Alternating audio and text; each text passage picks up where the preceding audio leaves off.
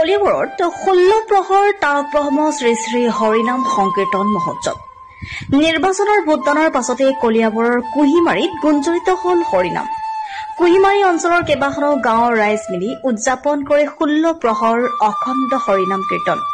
দিনে নিশাই হৰিনামৰ ধ্বনিৰে মুখৰিত হৈ আছে সমগ্ৰ কুহিমাৰী অঞ্চল। কলিয়াবৰৰ পৰা অনুপৰা ৰিপৰ্ট, আছাম লাইভ 7।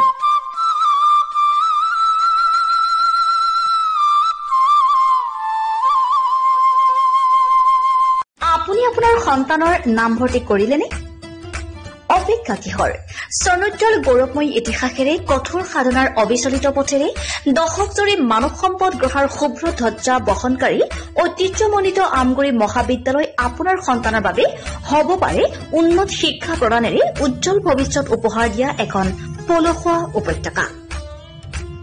মহাবিদ্যালয়খনে উচ্চতৰ মাধ্যমিক চূড়ান্ত পৰীক্ষাত অসমৰ ভিতৰতে দ্বিতীয় আৰু সপ্তম স্থান দখল কৰি দুবাৰকৈ অঞ্চলটোলৈ গৌৰৱ কঢ়িয়াই আনিছে।